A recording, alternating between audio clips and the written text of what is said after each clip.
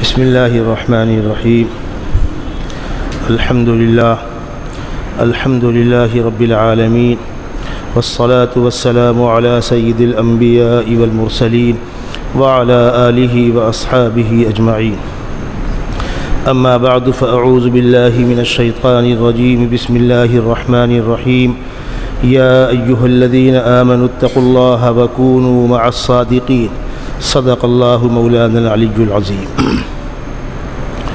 محترم بزرگوں، اللہ تبارک و تعالی نے اس عظیم کائنات میں بہت سی مخلوقات کے بیچ میں ایک ذمہ دار مخلوق، سمجھدار مخلوق، عقل والی مخلوق انسان کو پیدا فرمایا،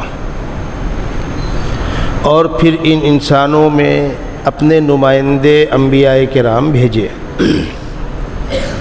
انبیاء کرام اللہ کی جانب سے تربیت کردہ، خصوصی ان کو ٹریننگ دے کر کے انسانوں کے درمیان اللہ کے نمائندے کے طور پر پیش کیے جاتے ہیں۔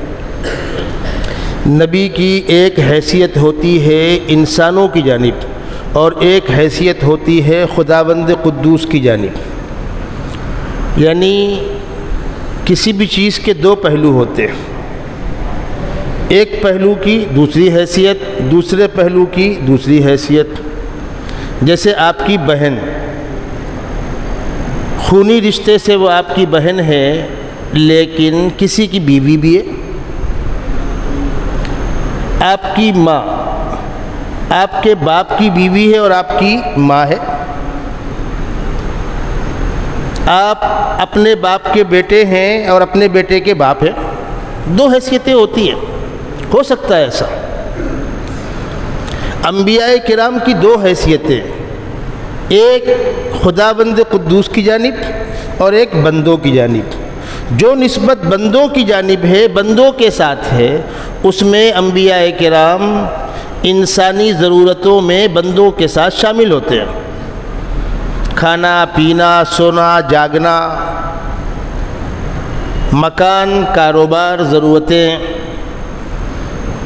کسی نے کوئی تکلیف دی، دکھ ہوا، کوئی بھلا کام ہوا تو خوشی ہوئی۔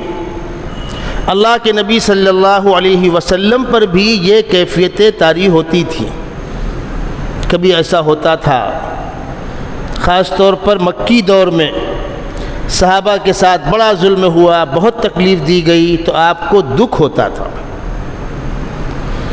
اور کبھی کوئی خوشی کا واقعہ پیش آیا تو آپ کو خوشی ہوتی تھی۔ مکی دور میں ایک خاندان تھا، عمار ابن یاسر کا خاندان۔ حضرت عمار صحابی ہیں، ان کی والدہ بی بی سمیہ ہے۔ اس خاندان پر مکے والے بہت ظلم کرتے تھے، حتیٰ کہ بی بی سمیہ کو شہید کر دیا۔ ابو جہل نے ان کی شرمگاہ پر برچھا مار کے ان کو شہید کیا۔ کتنے دکھ کی بات ہے، اسلام کے نام پر پہلی شہادت۔ اللہ کے نبی صلی اللہ علیہ وسلم جب مکے کی گلیوں اور راستوں سے گزرتے تھے اور اس غریب خاندان کو مکے کے سردار، دشمنان اسلام تکلیف دے رہے ہوتے تھے تو آپ کو دیکھ کر اور زیادہ پیٹنا اور مارنا شروع کر دیتے تھے۔ جب کسی انسان پر ڈنڈے برسیں گے، تکلیف دی جائے گی، تکلیف کا احساس تو ہوگا، تو وہ لوگ بلکتے تھے، روتے تھے، اللہ کے نبی صلی اللہ علیہ وسلم سے فریاد کرتے تھے تو آپ فرماتے تھے، صبراً یا آل یاسر موعدکم الجنہ، صبر کرو یاسر کے گھر والو، تمہارا بدلہ جنت ہے۔ لیکن اس وقت آپ کے آنکھوں میں آنسو ہوتے تھے، دکھ ہوتا تھا، میں کیا کروں ان کے لیے، لیکن کنڈیشن کرنے کی نہیں ہے، دکھ ہوتا تھا۔ اسی مکے میں جس وقت سیدنا عمر ابن خطاب رضی اللہ تعالی عنہ نے کلمہ پڑھا ہے، اسلام میں داخل ہوئے ہیں، تو اللہ کے نبی صلی اللہ علیہ وسلم کو خوشی ہوئی۔ آپ نے وہ داستان بارہا سنی ہوگی، میں چند جملوں میں اس کی کچھ باتیں بتلا دوں۔ اصلاً تو اللہ کے نبی صلی اللہ علیہ وسلم نے تہجد میں دعا مانگی تھی کہ خدا بندہ مسلمان بہت کمزور ہیں، مکے کے 2 کٹر مخالفین میں سے کسی ایک کو اسلام کے لیے قبول کر لے، کسی ایک کو اسلام کی توفیق دے دے تو مسلمانوں پر ظلم کم ہو جائے۔ وہ 2 کٹر مخالف کون تھے؟ ایک ابو جہل اور ایک عمر ابن خطاب۔ یہ دعا کس کے حق میں قبول ہوئی؟ سیدنا عمر ابن خطاب رضی اللہ تعالی عنہ کے حق میں قبول ہوئی۔ ظاہر کیسے ہوئی؟ آپ کو ایسا لگتا ہے بس اوقات کی یہ تکلیف وہ تکلیف وہ تکلیف، لیکن اسی تکلیف کے پیچھے تو کامیابی کچھ چھپی ہوتی ہے۔ انہی کانٹوں کے بیچ میں تو گلاب کا پھول کھلتا ہے۔ آپ کھیتی باڑی کرتے ہیں، ہر کسان جانتا ہے اپنے گھر کا رکھا رکھایا غلہ جا کر کھیت میں چھٹک دیا،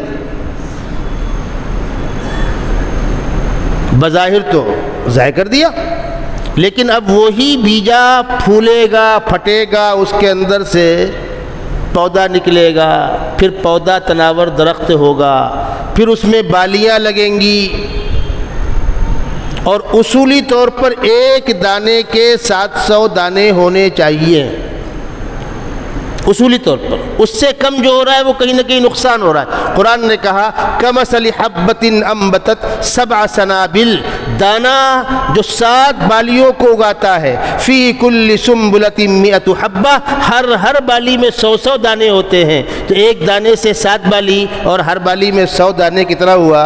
700 دانے، تو ایک کی جگہ 700 ہوا۔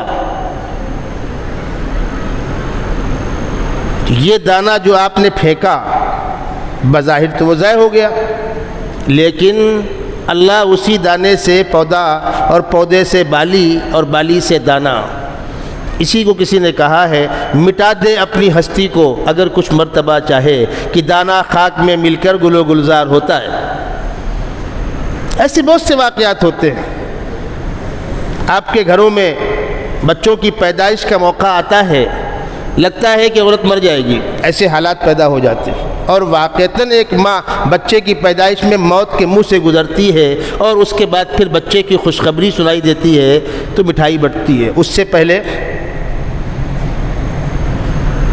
امت مشکل حالات برداشت کرنے کا مزاج بنائے، اس کی بھی تربیت کی جاتی ہے، اور جب مشکل حالات کو برداشت کرنے کا مزاج بن جاتا ہے تو اس قوم کو، اس امت کو، اس طبقے کو کامیابی سے کوئی نہیں روک سکتا۔ پکا پکایا پھل کھانے کا مزاج تو ہے، بڑی بڑی باتیں کرنے کا مزاج تو ہے، لیکن اپنی ذات سے اس میں لگنا اترنا، کچھ اپنا بھی لگے۔ ہم بھی قربانی سے گزرے ہیں، یہ مشکل مرحلہ ہے۔ بہرحال سیدنا عمر بن خطاب کے حق میں دعا قبول ہو گئی۔ اب یہ خوشخبری آئی کس عنوان سے؟ چل کے آگے مجھے اسلام میں داخل کر لیجئے؟ نہیں، ایک بڑی مصیبت کی شکل میں آئی۔ وہ کیا مصیبت تھی؟ مکے والے جمع ہوئے کہ اب بھائی یہ فتنہ بڑھتا جا رہا ہے، اس کو لگام دیا جائے۔ کیسے لگام دی جائے؟ کیا ہوگا؟ تو سیدنا عمر بن خطاب کھڑے ہوئے، ڈائریکٹ گردن اڑا دیتا ہوں میں، ختم کرو، اب میٹنگیں پنچایتیں بند کرو، لا مجھے تلوار دو، میں جاتا ہوں، کام تمام کر دیتا ہوں، نعوذ باللہ محمد صلی اللہ علیہ وسلم۔ ہاں بالکل صحیح ہے، تم ہی یہ کارنامہ انجام دے سکتے ہو۔ تلوار لی، کھلی ہوئی ننگی تلوار، اور لے کر چلے کدھر؟ اللہ کے نبی کی تلاش میں۔ راستے میں ایک صحابی سے ملاقات ہو گئی، حضرت ابو نعیم سے۔ کہاں حضرت؟ ننگی تلوار لے کر کدھر؟ بس آج میں وہ سلسلہ ہی ختم کر دیتا ہوں، جہاں ملاقات ہوگی محمد صلی اللہ علیہ وسلم سے گردن مار دوں گا۔ اب سیدھی بات ہے کہ آقا صلی اللہ علیہ وسلم مکے میں تو ہیں، کہیں نہ کہیں ملاقات تو ہو جائے گی۔ یہ بیچارے صحابی گھبرا گئے۔ اب ان کا ذہن گھمانے کے لیے کہ کچھ تو راحت ملے، کہنے لگے ارے عمر تم ان کے پاس جا رہے ہو، تم کو تمہارے گھر کی خبر نہیں ہے، تمہاری بہن اور بہنوئی بھی کلمہ پڑھ چکے ہیں، بس یہ سننا تھا اور غصہ آ گیا۔ اچھا یہ گندگی میرے گھر تک پہنچ گئی ہے، اپنے گھر آ گئے۔ یہاں گھر کے اندر ایک صحابی ان کی بہن اور بہنوئی کو قرآن پاک کی تعلیم دے رہے تھے۔ اس وقت کے دروازے ایسے نہیں تھے کہ بالکل اندر کا باہر دکھائی نہ دے، اتنا باریک کام کہاں سے ہوتا، بس وہ لکڑیاں جوڑ کر کوئی جانور کوئی انسان باہر سے اندر نہ آ سکے دروازہ ہو جاتا تھا۔ اور بعض گھروں میں تو پردہ ہوتا تھا، لکڑی لگا دیا کرتے تھے رکاوٹ کے لیے۔ کہاں اتنی خوشحالی تھی، کہاں اتنے عمدہ مکانات تھے۔ حضرت عمر نے آ کر دستک دی تو بہنوئی نے اندر سے جھانک کر دیکھا کہ عمر ابن خطاب کھڑے ہیں، ننگی تلوار ہاتھ میں ہے۔ تب بیچارے یہ صحابی جو معلم پڑھا رہے تھے ان کو چھپا دیا کہ آپ کہیں چھپ جائیے ورنہ آپ کا تو برا حال کر دیں گے۔ وہ دروازہ کھولا، اندر آئے، اپنے بہنوئی کو پکڑا، تم لوگ بددین ہو گئے ہو، آباء و اجداد کا دین تم نے چھوڑ دیا ہے، اور بہنوئی کو مارنا شروع کیا۔ بہرحال جب شوہر کو مارے کوئی تو بیوی چھڑائے گی، بہن بھی آگے آئی چھڑانے کے لیے تو بہن کو ہی مارا۔ کسی انسان کو آپ ڈرائے تم کو ماروں گا وہ ڈرتا رہتا ہے، اور مار دیا، اس نے مار کھا ہی لیا تو اس کے اندر سے بھی ڈر نکل جاتا ہے۔ بہنوئی زخمی تھے ہی، بہن بھی زخمی ہو گئی، اور حضرت عمر مار بھی رہے اور کہہ بھی رہے کہ مجھے معلوم ہوا ہے تم لوگ بددین ہو گئے ہو، تم نے اپنے آباء و اجداد کا دین چھوڑ دیا ہے۔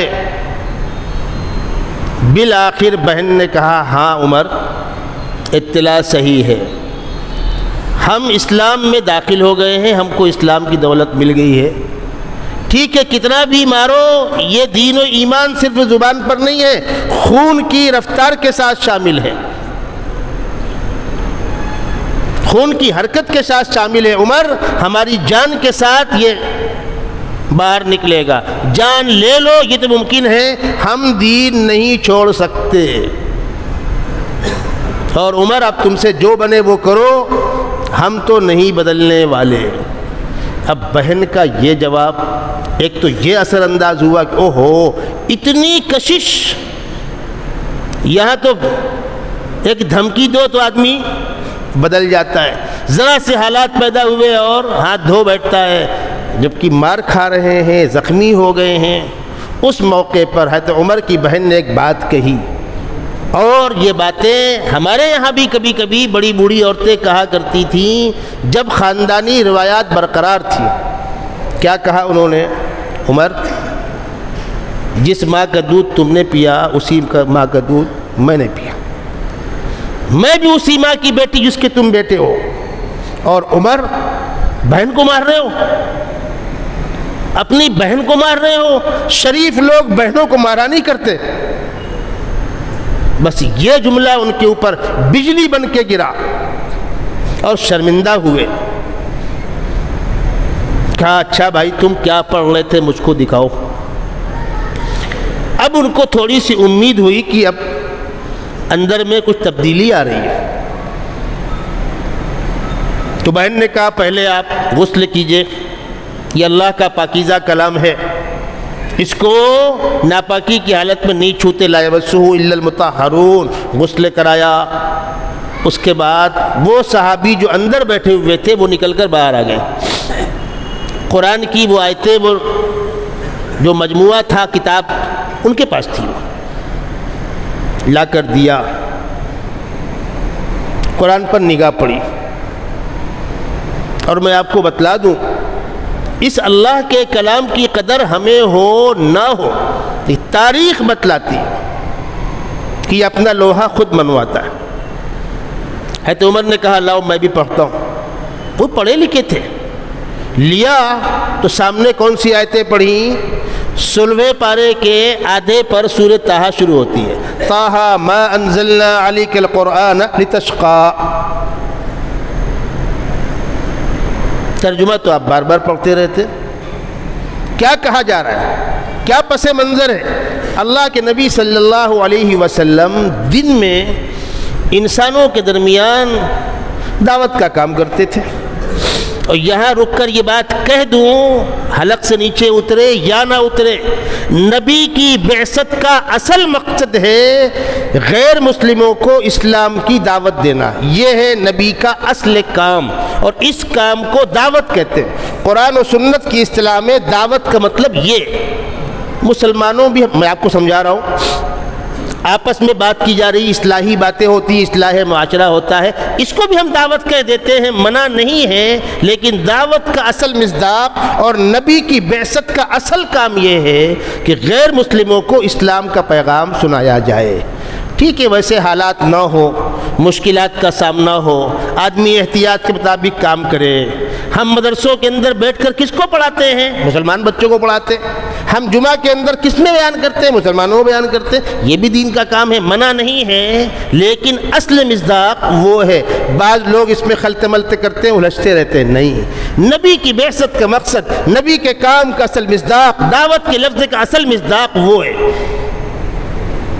اللہ کے نبی صلی اللہ علیہ وسلم مکے میں چل پھر کر بڑے بڑے سرکشوں اور سرغناؤں کو اسلام کا پیغام سناتے تھے، اور وہ آپ کے ساتھ کیا سلوک کرتے تھے؟ چونکہ ان میں سے بہتوں نے کلمہ پڑھا، جس طرح ابھی واقعہ سنا رہا ہوں، ابھی چند لمحے پہل ہے عمر ابن خطاب گردن اتارنے کو تیار ہیں، اور چند لمحوں کے بعد اسلام کے خادم بن جائیں گے۔ وہی عمر ابن خطاب تو ہیں، وہی خالد تو ہیں، وہی اکرمہ ابن ابو جہل تو ہیں، جو کل تک اسلام کے بدترین دشمن ہیں، اور اسلام قبول کرنے کے بعد اسلام کے خادم بن جاتے ہیں۔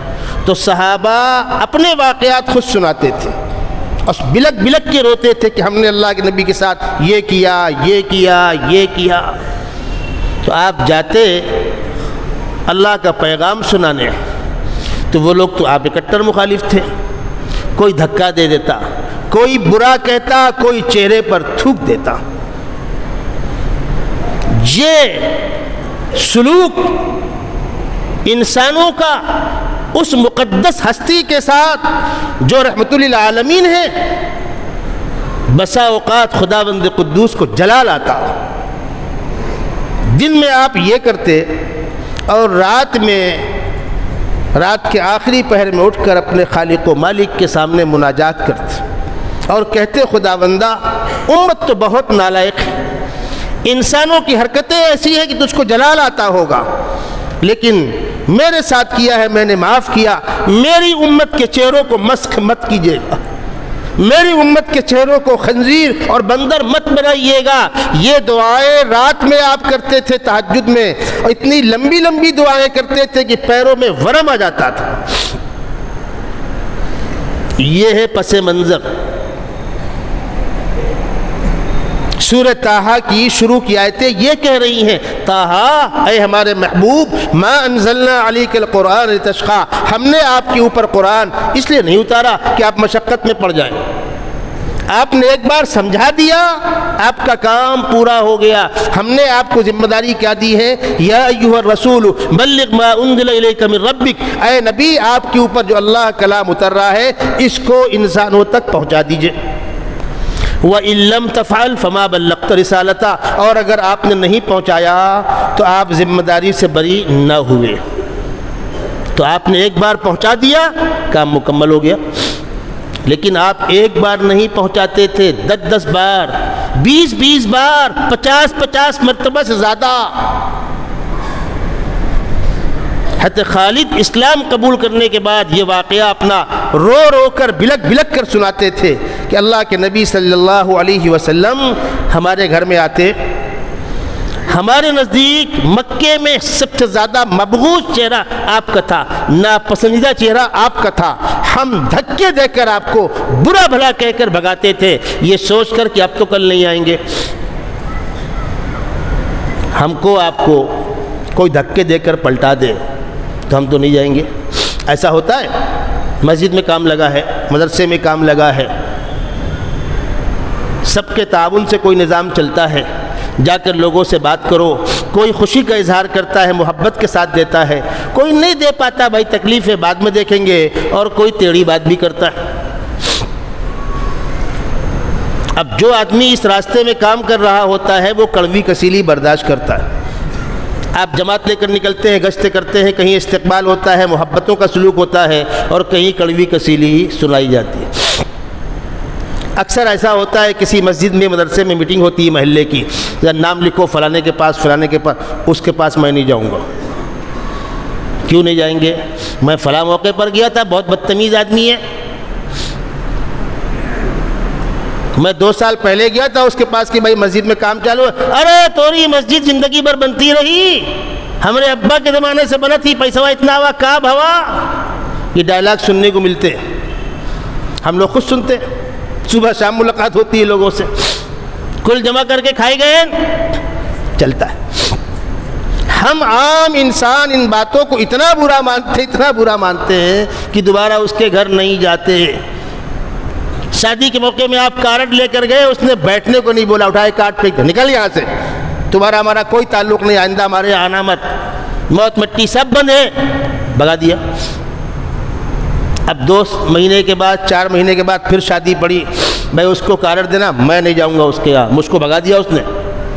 آپ جا کر دے دو، فارمیلٹی پوری کر دو، آتا ہو تو آوے، نہ آتا ہو تو نہ آوے۔ کئی مرتبہ میرا سابقہ ہوا، ایسے لوگوں کو ملانے جاؤ تو گھنٹوں خراب ہوتے ہیں، وہ اپنی سناتے ہیں، وہ اپنی سناتے ہیں، وہ فٹ بال بنائے کھیلتے رہتے ہیں۔ کیا ہے؟ دل کے اندر کی وہ بھڑاس جو انسانی فطرت ہے، انسانی مزاج ہے۔ حضرت خالد کہتے ہیں ہم اللہ کے نبی صلی اللہ علیہ وسلم کو دھتکار کے بھگا دیا کرتے تھے، یہ سوچ کر کہ اب تو نہیں آئیں گے، لیکن اگلے دن پھر تشریف فرما ہے، اگلے دن پھر تشریف فرما ہے، اور بالآخر ایک دن آیا کہ سیدنا عمر ابن خطاب بھی اسلام میں داخل ہوئے، اور حضرت خالد بھی اسلام میں داخل ہوئے، اکرمہ ابن ابی جہل بھی اسلام میں داخل ہوئے۔ ابو جہل کے بیٹے، کوئی سوچ سکتا تھا کہ وہ اسلام قبول کریں گے؟ لیکن اللہ کے نبی کے اخلاق، پیار اور محبت، عمومی معافی، جاؤ جو ہوا ہوا۔ تو آپ رات میں کھڑے ہو کر تہجد میں یہ دعائیں کرتے تھے۔ خداوند قدوس پیار کے لب و لہجے میں کہہ رہا ہے، طٰہٰ ما انزلنا علیک القرآن لتشقیٰ، ہم نے یہ قرآن آپ کے اوپر اس لیے نہیں اتارا کہ آپ مشقت میں پڑ جائیں، الا تذکرۃ لمن یخشیٰ، جس کو ماننا ہو، جو ڈرتا ہو، اس کو سنا دیجئے۔ اب اس کے بعد خداوند قدوس رخ بدل لے، پہلا خطاب پیغمبر علیہ السلام سے ہے، خداوند قدوس اپنے محبوب سے کہہ رہے ہیں، پھر انسانوں کو سنا رہے ہیں۔ جس طریقے سے گھروں میں آپ جاتے ہیں نا، بیوی بستر پر پڑی ہے، اٹھنے کے لائق نہیں ہے، لیکن جانے کے بعد فلانے کی اماں تھوڑا پانی گرم کر دے، سنا کس کو رہے ہیں؟ بہو کو، لیکن ڈائریکٹ بہو کو نہیں بولیں گے، بولیں گے بڈھی کو۔ اب بڈھی کو بہو کو ڈانٹنا ہے تو بیٹی کو ڈانٹے گی، اماں موقع کا ہے ڈانٹ رہی، میں تو کیا چپ۔ کیا مطلب؟ کہنا کسی سے، سنانا کسی کو۔ خداوند قدوس فرما رہے ہیں، تنزیلا ممن خلق الارض والسماوات العلی، یہ قرآن نازل کیا ہوا ہے اس مختار کل کا، اس جبار و قہار کا، جو زمین و آسمان کا تنہا مالک ہے، ایک اشارے میں تہ بالا ہو جائے گا، تہس نہس ہو جائے گا۔ تم نے کیا سمجھا ہے؟ تم نے ہمارے محبوب کو لاوارث سمجھا ہے، ان کے ساتھ بدتمیزی کرتے ہو۔ ایک حکم ہوگا تو تمہاری بستی مکے والوں کہاں جائے گی پتہ بھی نہیں چلے گا۔ پچھلی بستیوں کو ہم نے تباہ کیا، جبرائیل امین نے ایک پر مارا، بستی اکھڑ کر پلٹ گئی، آسمان تک گئی، اور کلاٹیاں کھاتے ہوئے واپس زمین پر دھسی، سینکڑوں ہزاروں فٹ زمین کے اندر دھس گئی، زمین تالاب بن گئی، چشمے ابل گئے۔ دنیا کے اندر وہ خطے موجود ہیں۔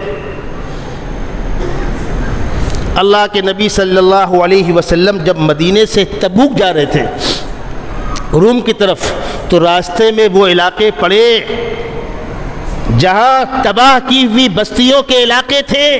آپ نے فرمایا یہ وہ علاقے ہیں جہاں قومیں ہلاک کی گئی ہیں، یہاں سے تیزی کے ساتھ گزر جاؤ، یہاں رکو مت۔ یہ خداوند قدوس کے غضب کا علاقہ ہے۔ قوم لوط کو پلٹا گیا ہے، آسمان سے پتھر کی بارش ہوئی ہے، بستی پلٹی ہے اور پلٹ کر آ کر زمین میں دوبارہ گری ہے، زمین کے اندر دھس گئی ہے، زمین سے پانی ابل پڑا ہے۔ وہ صدوم کا علاقہ کہلاتا ہے، دنیا کے نقشے کے اندر وہ چیز موجود ہے۔ اور قرآن نے ان قوموں کی ہلاکت کے حوالے بھی دیے ہیں امت محمدیہ کو کہ وہ خدا کی قدرت ختم نہیں ہو گئی ہے، یہ تو ہمارے محبوب کی دعاؤں کا نتیجہ ہے کہ ہم تمہارے چہروں کو مسخ نہیں کر رہے۔ یہ کلام سیدنا عمر بن خطاب جو عربی زبان سے واقف تھے، جب انہوں نے پڑھا، سبحان اللہ، یہ انسان کا کلام نہیں ہو سکتا، یہ انسان کا کلام نہیں ہو سکتا، اتنا پیارا، اتنا معیاری کلام۔ آنکھوں سے آنسو جاری ہو گئے اور کہا اب مجھ کو بھی وہیں لے چلو جہاں سے تم نے فیض حاصل کیا۔ بس اب سمجھ گئے وہ صحابی جو تعلیم دے رہے تھے اور بہن اور بہنوئی کہ اللہ کے یہاں سے فیصلہ کچھ اور ہو گیا۔ یہ لوگ لے کر آئے، اللہ کے نبی صلی اللہ علیہ وسلم ایک مقام پر تشریف فرما تھے۔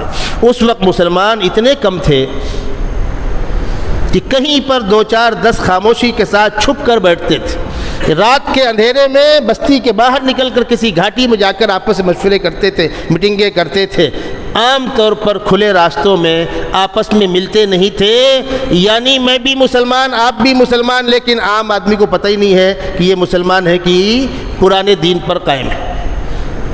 ایک مقام ہے دار ارقم، وہاں اللہ کے نبی صلی اللہ علیہ وسلم اپنے ساتھیوں کے ساتھ بیٹھے ہوئے ہیں۔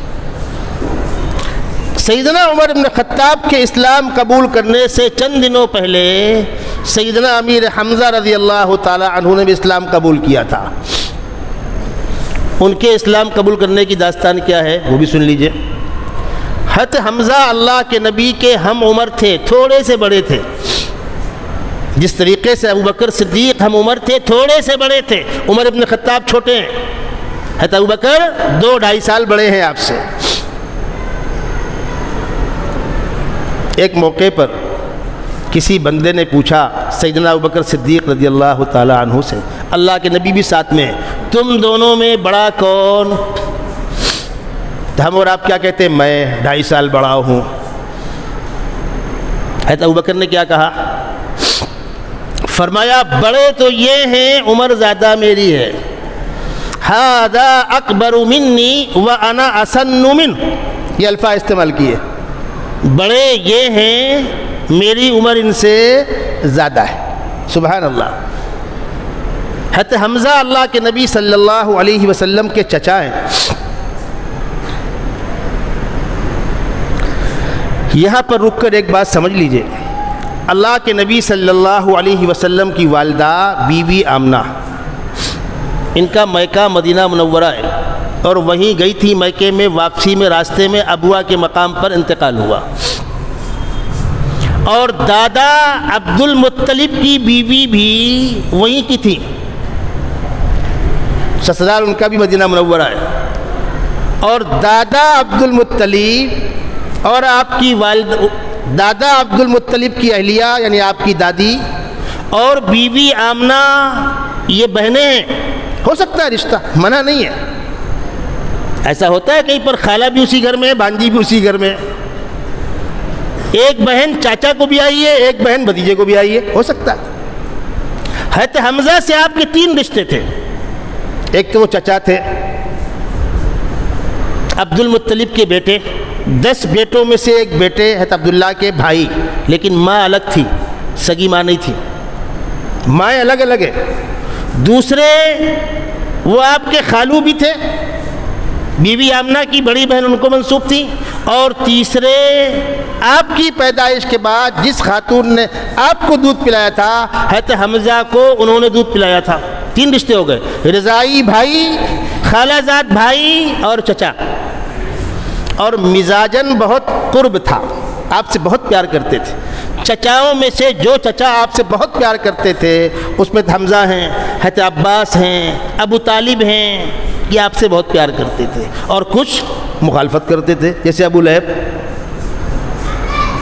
حضرت حمزہ شکار کھیلنے گئے تھے، آپ خانہ کعبہ کے پاس بیٹھ کر کے تلاوت کر رہے ہیں، نوافل پڑھ رہے ہیں، اور خانہ کعبہ کے آس پاس یہ مکے کے چودھری اور سرغنہ بیٹھے رہا کرتے تھے۔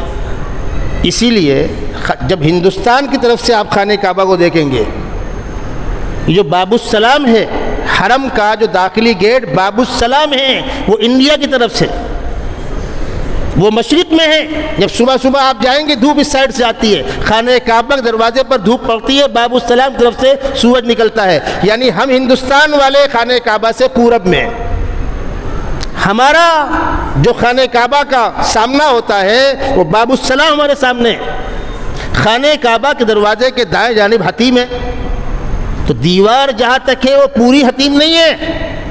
وہ جو آپ واقعہ سنتے ہیں خانہ کعبہ کی تعمیر کر رہے تھے اور وہ گندا پیسہ نہیں ہونا چاہیے، سود بیاج کا نہیں ہونا چاہیے، ناچ گانے کا نہیں ہونا چاہیے، تو پاکیزہ پیسہ جمع ہوا وہ کم پڑ گیا تو خانہ کعبہ کو ایک طرف تھوڑا سا شارٹ کر دیا گیا تھا۔ وہ تھوڑا سا شارٹ جو ہے وہ 2-3 ہاتھ ہے، پوری دیوار نہیں ہے۔ وہ دیوار کیا ہے؟ وہ دیوار پہلے سے تھی، وہاں مکے والے آ کر ٹیک لگا کے بیٹھا کرتے تھے۔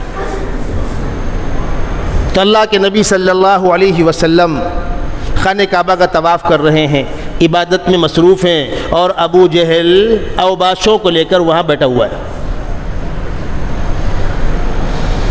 آپ کو برا بھلا کہہ رہا ہے۔ مسلمان بہت تھوڑے سے ہیں، ابھی حضرت حمزہ بھی اسلام میں داخل نہیں ہوئے ہیں، سیدنا عمر بن خطاب بھی اسلام میں داخل نہیں ہوئے ہیں، آپ برداشت کر رہے ہیں، ابو جہل برا بھلا کہہ رہا ہے۔ اس کے بعد ابو جہل نے ایک پتھر اٹھا کے پھینک کے مارا، آپ کے سر میں لگا، خون بہا، آپ خاموشی کے ساتھ اپنے گھر چلے آئے۔ حضرت حمزہ شکار کر کے لوٹ کر آئے تو ان کی باندی نے بتلایا کہ تمہارے بھتیجے کو ابو جہل نے خانہ کعبہ کے پاس پتھر مارا ہے، ان کو چوٹ لگی، وہ زخمی ہو گئے۔ حضرت حمزہ وہ کمان کی لکڑی ہاتھ میں لیے ہوئے تھے۔ کمان 2 طرح کی ہوتی ہے، ایک تو کمان فکس ہوتی ہے، اور ایک ایسی لکڑی جنگل میں آتی ہے جو نرم ہوتی ہے، اس کو گھما کر جھکا کر کے تاگا لگا دیتے ہیں تو کمان کا کام کرتی ہے، اور جب تاگا الگ کر دو تو وہ سیدھی لاٹھی ہو جاتی ہے۔ وہ کمان تھی جس کی لکڑی، اس کی رسی الگ کر دی گئی تھی تو وہ ڈنڈا طریقے کی ہو گئی تھی۔ وہ لے کر پہنچے خانہ کعبہ کے پاس، ابو جہل بیٹھا ہوا تھا، اور جا کر کہا کہ تو نے میرے بھتیجے کو مارا، تو نے کیا میرے بھتیجے کو لاوارث سمجھا ہے؟ اور یہ کہہ کر مجمع کو چیرتے ہوئے ابو جہل کے قریب گئے اور اس لکڑی سے اس کے سر پہ مارا، خبردار جو آئندہ ایسی بدتمیزی کی تو۔ ابو جہل کا سر پھٹا، خون بہا، لیکن ابو جہل کچھ بولا نہیں۔ تو جو لوگ آس پاس بیٹھے ہوئے تھے ان لوگوں نے ملامت کی ابو جہل کو کہ اپنے آپ کو بڑا بہادر لگاتا ہے، حمزہ آ کر مار کر چلے گئے، کچھ بولا نہیں، ہم بیٹھے ہوئے تھے نا، کچھ تم بولتے تو ہم بھی انتقام لیتے ان سے۔ ابو جہل نے کہا تم سمجھ نہیں سکے، اس وقت بھتیجے کی محبت میں گرفتار ہیں، کہیں ایسا نہ ہو جذبات میں آ کر حمزہ اسلام قبول کر لیں تو ایک کام بڑھے۔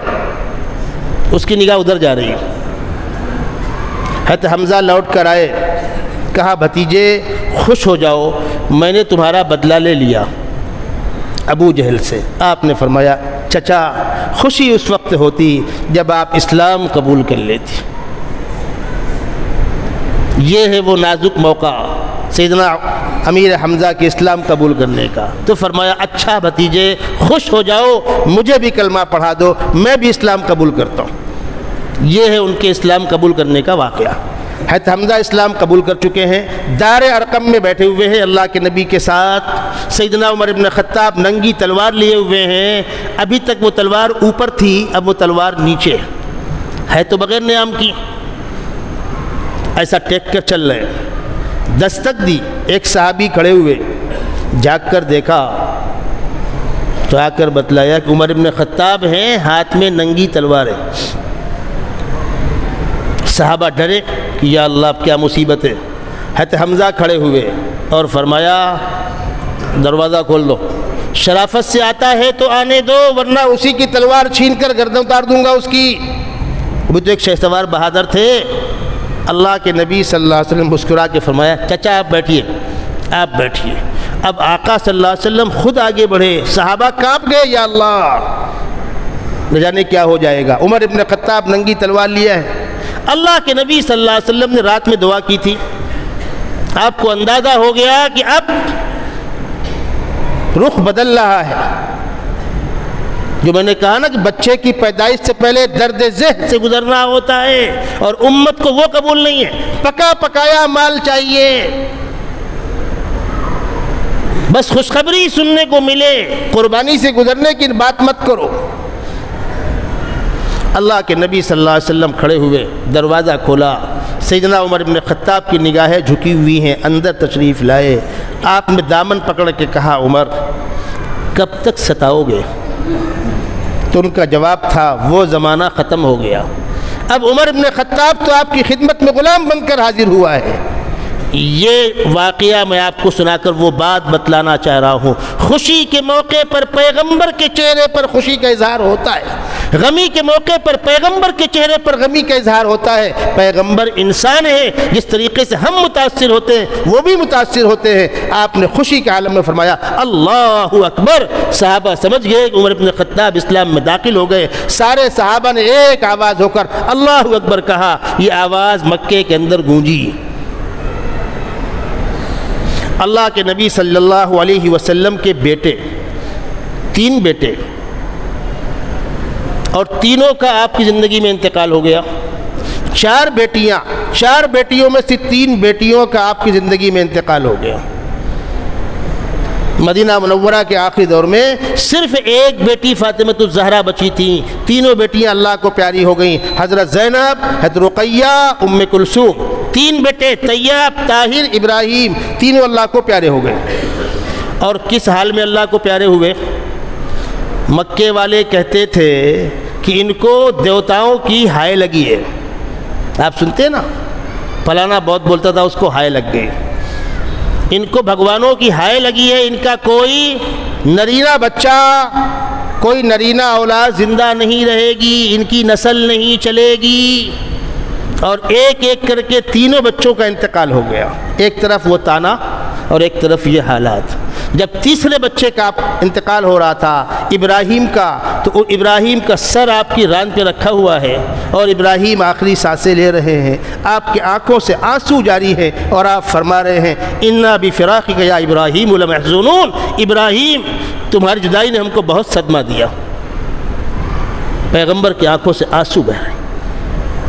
ایک صحابی نے ٹوکا جو نئے نئے اسلام میں داخل ہوئے، یا رسول اللہ میرے 10 بچے مر گئے، میں نہیں رویا، آپ روتے ہیں؟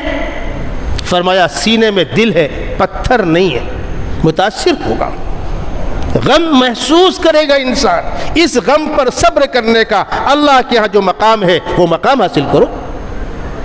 خداوند قدوس نے آنکھوں سے آنسو جاری ہونے کو نہیں روکا۔ یہ آنکھیں یہ علامت ہیں دل کی کیفیت کی۔ یہ پوری تفصیل میں آپ کو اس لیے سنا رہا ہوں کہ پیغمبر کی ایک حیثیت خدا کی جانب اور ایک حیثیت بندوں کی جانب۔ جب بندوں کی جانب جو حیثیت ہے اس کو آپ دیکھیں گے تو پیغمبر کو بھوک بھی لگے گی، پیاس بھی لگے گی، نیند بھی لگے گی۔ پیغمبر گھر میں فاقہ بھی ہوگا، بھوکے ہوں گے تو پتھر بھی بنے گا، کوئی پتھر مارے گا تو خون بھی بہے گا، کوئی پتھر مارے گا تو دانت بھی ٹوٹے گا۔ خوشی کے موقع پر خوشی کا اظہار، غمی کے موقع پر غمی کا اظہار۔ حضرت یعقوب علیہ السلام، ان کے بیٹے حضرت یوسف علیہ السلام، بہت لمبا واقعہ ہے، اختصار سے عرض کر رہا ہوں۔ بھائیوں نے کنویں میں پھینک دیا، کنعان کے کنویں میں ڈال دیا اور آ کر جھوٹ بولا کہ اس کو بھیڑیا کھا گیا۔ حضرت یعقوب رو رہے ہیں یوسف یوسف یوسف، پھر لوگوں نے نکال کے بیچ دیا، مصر چلے گئے، پھر جیل چلے گئے، عرصہ گزرا۔ حضرت یعقوب رو تو رہے ہیں لیکن یہ معلوم نہیں کر پا رہے کہ بیٹا ہے کہاں۔ اللہ کا امتحان جاری ہے، بیٹا ہے کہاں۔ اور جب آخری مرحلے میں جب بنیامین روکے گئے ہیں اور اس وقت یہ راز فاش ہوا ہے کہ میں یوسف تمہارا بھائی ہوں، اور اس کے بعد پوچھا ہے ابا کا کیا حال ہے، تو کہا تمہاری جدائی کے غم میں رو رو کر اندھے ہو گئے تھے، اور بنیامین کے روک لینے کے بعد اب تو سوکھ کر ہڈی اور چمڑا بچے ہیں۔ حضرت یوسف نے کہا لو میرا کرتا لو اور جا کر میرے ابا کے چہرے پر ڈالو، بینائی لوٹ آئے گی۔ اذهبوا بقمیصی ھذا فالقوه علی وجه ابی یاتی بصیرا واتونی باہلکم اجمعین۔ اب ادھر قاصد مصر سے کرتا لے کر چلا، ادھر بڑے میاں کہتے ہیں انی لاجد ریح یوسف، یوسف کی خوشبو آ رہی ہے۔ تو پوچھنے والا پوچھ رہا ہے حضرت اتنے ہی پہنچیلے تھے آپ کی زبان میں، اتنی ہی پہنچ تھی تو یوسف کنعان کے کنویں کے اندر پڑا رہا، آپ معلوم نہ کر سکے؟ اور کرتا مصر سے چلا تو آپ خوشخبری سنا رہے ہو یوسف کا کرتا آ رہا ہے۔ اس کو گلستہ کے اندر شاعر نقل کرتا ہے ز مصرش بوئے پیراہن شنیدی چرا در چاہے کنعانش ندیدی۔ مصر سے کرتے کی آپ خوشبو سونگ رہے ہیں اور کنعان کے کنویں کے اندر بچہ پڑا ہوا ہے، معلوم نہیں کر پا رہے، جواب دے رہے ہیں گفت احوال ما برق جہانس دم پیدا و دیگر دم نہانس گہے بر تاری میں اعلیٰ نشینم گہے بر پشت پائے خود نبینم۔ ہمارا رشتہ جب ادھر جڑا ہوتا ہے تو ہم عرش اعظم کی سیر کر رہے ہوتے ہیں، اور جب انسانوں کے ساتھ جڑا ہوتا ہے تو پیر کے تلوے میں گندگی لگی ہے، ہم کو نہیں معلوم۔ کیا مطلب؟ یہ پیر کے تلوے میں گندگی ہے، کیا مطلب؟ اللہ کے نبی صلی اللہ علیہ وسلم لکڑی کی کھڑاؤ پہنے ہوئے ہیں، اور چونکہ اس علاقے میں ریتیلی زمین ہے، ریتیلی زمین میں گندگیاں عام طور پر پھیلتی نہیں ہیں، مٹی میں پھیلتی ہے، تو ایسا ہوتا تھا کہ لکڑی کی کھڑاؤ پہنے ہوئے ہیں، وہ صاف ہے، پہنے نماز پڑھ لیا، ایسا ہوتا تھا۔ اللہ کے نبی صلی اللہ علیہ وسلم نماز پڑھا رہے، پیر میں کھڑاؤ ہے، ایک رکعت ہو چکی ہے، فرشتے نے آ کر کان میں کہا کہ آپ کے کھڑاؤ کے نیچے تھوڑی گندگی ہے، آپ کھڑاؤ نکال دیجئے۔ آپ نے نماز میں کھڑاؤ نکال دیا۔ صحابہ نے دیکھا آقا صلی اللہ علیہ وسلم نے کھڑاؤ نکال دی، سارے صحابہ نے اپنی کھڑاؤ نکال دی۔ آپ نے سلام پھیر کے دیکھا پیچھے تو ساروں ہی کھڑاؤ الگ پڑی ہوئی ہے، تو پوچھا، الفاظ سنیے، ما حملکم علی القائکم نعالکم، تم نے کھڑاؤں کیوں نکالا؟ صحابہ نے جواب دیا، یا رسول اللہ رأیناک القیت نعلیک فالقینا نعالنا، ہم نے دیکھا آپ نے اپنی کھڑاؤں نکالی، ہم نے بھی نکال دیا۔ تو آپ نے فرمایا فرشتے نے آ کر مجھ سے نماز کے بیچ میں کہا تھا کہ کھڑاؤں کے تہ میں گندگی لگی ہے، اس لیے میں نے نکالا۔ تو ایک رکعت تو آپ نے اسی حال میں پڑھائی نا بھائی، ایک رکعت پڑھانے کے بعد نہ کھڑاؤں نکلی۔ تو وہ شاعر کہہ رہا ہے ز مصرش بوئے پیراہن شنیدی چرا در چاہے کنعانت ندیدی۔ حضرت یعقوب جواب دے رہے ہیں گفت احوال ما برق جہانس دم پیدا و دیگر دم نہانس گہے بر تاری میں اعلیٰ نشینم گہے بر پشت پائے خود نبینم۔ کبھی ہم اوپر سیر کر رہے ہوتے ہیں اور کبھی کھڑاؤں کے تہ میں پنجے میں نچلے حصے میں گندگی لگی ہے، ہم کو نہیں معلوم۔ تو نبی کا رشتہ جب اوپر جڑا ہوتا ہے تو ساری امت ایک طرف اور نبی ایک طرف۔ نبی کا منصب نبوت، سیدنا محمد صلی اللہ علیہ وسلم کا مقام ختم نبوت، مقام شفاعت، مقام محمود، اس چیز کو ذہن میں رکھو تو پوری امت کی ساری عبادت اور پیغمبر کا ایک سجدہ، ساری امت کی ساری عبادت پیغمبر کے ایک سجدے کے ہم پلہ نہیں ہو سکتی۔ اور ضرورت پڑے گی، پیٹ خالی ہوگا تو غزوہ خندق میں صحابہ بھوک کی شدت سے بلک رہے، سردی کا موسم ہے، دشمن مکے سے چل چکا ہے، 20 فٹ گہری خندق کھودنی ہے، دشمن اس کو عبور نہ کر سکے۔ مدینہ منورہ میں 3 طرف پہاڑیاں ہیں، ایک طرف ہموار زمین ہے، اس پر آپ خندق کھود رہے ہیں، پتھر نکل رہے ہیں، ریتیلی زمین ہے، ٹھنڈی ہوائیں چل رہی ہیں، گھروں میں فاقے ہیں، صحابہ کے پیٹ پر پتھر بندھے ہیں اور خندق کھودی جا رہی ہے۔ صحابہ نے آ کر درخواست کی، یا رسول اللہ بہت تنگی ہے، بہت تکلیف ہے، اللہ سے دعا کیجئے تنگی ختم ہو۔ تو امت کی دلجوئی کے لیے آپ نے اپنا دامن کھسکایا، تو امتی کے پیٹ پہ ایک پتھر تو پیغمبر کے پیٹ پر 2 پتھر بندھے ہوئے تھے۔ یہ پتھر کیوں بندھے تھے؟ بھوک کی شدت کی بنیاد پر۔ تو بھوک کی شدت کا احساس پیغمبر کو نہیں ہوگا؟ طائف والوں نے آپ کے ساتھ بدتمیزی کی، آپ پر پتھر برسائے، آپ کو زخمی کیا، آپ متاثر ہوئے کہ نہیں ہوئے؟ جب طائف کی بستی سے نکل کر شیبہ کے انگور کے باغ میں آپ بیٹھے ہیں اور منہ ہاتھ دھلا ہے اور آپ نے ہاتھ اٹھا کر دعا کی ہے، دعا کے الفاظ سنیے، اللہم اشکو الیک ضعف قوتی وقلت حیلتی وہوانی علی الناس، پروردگار تنہا ہو گیا ہوں، اکیلا ہو گیا ہوں، ان لم تکن غضبان علی فلا ابالی غیر ان رحمتک ہی اوسع لی، پروردگار اگر آپ مجھ سے ناراض نہیں ہیں تو مجھے کوئی پرواہ نہیں ہے، جو ہوا اس سے زائد ہو جائے میں برداشت کرنے کو تیار ہوں، لیکن آپ کی رحمت کا امیدوار۔ یہ دعا کیا بتلا رہی ہے؟ پیغمبر دکھی نہیں ہوئے؟ دکھی ہوئے، پتھر لگا زخم نہیں آیا، خون نہیں بہا۔ ان دو حیثیتوں میں آپس میں خلط ملتے کرنا اور گتم گتی کرنا، فائٹم فائٹی کرنا، کون کہتا ہے کہ ہم جیسے تم گستاخ ہو؟ ارے ہم جیسے انسانی ضرورتوں میں مقام تو ان کا اتنا بلند ہے کہ ساری امت اس کی برابری نہیں کر سکتی۔ اسی بات کو قرآن نے بار بار کہا ہے، دو جہتیں، وجہ اشتراک، وجہ امتیاز، امت کے ساتھ شریک ہے امت کی ضرورتوں میں، انما انا بشر مثلکم، اور وجہ امتیاز مقام یوحا الیہ، ان پر وحی اترتی ہے، ہم پر وحی نہیں اترتی۔ وہ معصوم ہیں، ہم معصوم نہیں ہیں، وہ خدا کے نمائندے ہیں، ہم خدا کے نمائندے نہیں ہیں، وہ بخشے بخشائے ہیں، ہم بخشے بخشائے نہیں ہیں، یہ فرق نہیں ہے۔ انبیاء کرام کی دو حیثیتیں ہوتی ہیں، ایک اوپر کی جانب، ایک نیچے کی جانب۔ اوپر کی جانب کی نسبت میں اس وقت وہ رابطے میں ہوتے ہیں، اس وقت وہ عرش اعظم کی سیر کر رہے ہوتے ہیں۔ آقا صلی اللہ علیہ وسلم کو معراج ہوئی، ہم کو آپ کو ہوگی؟ آپ کو قبر کے احوال دکھائے گئے، ہم کو آپ کو دکھائے گئے؟ جنت جہنم دکھائی گئی، ہم کو آپ کو دکھائی گئی؟ نہیں۔ آپ نے معراج کے سفر سے لوٹ کر آنے کے بعد فرمایا تھا، لو رأیتم ما ارى لضحکتم قلیلا ولبکیتم کثیرا، جو میں دیکھ رہا ہوں اگر تم دیکھ لو تو چہروں سے ہنسی اڑ جائے۔ بہرحال یہ ایک تفصیلی موضوع ہے، انشاءاللہ آئندہ ملاقات میں مکمل کرنے کی کوشش کی جائے گی۔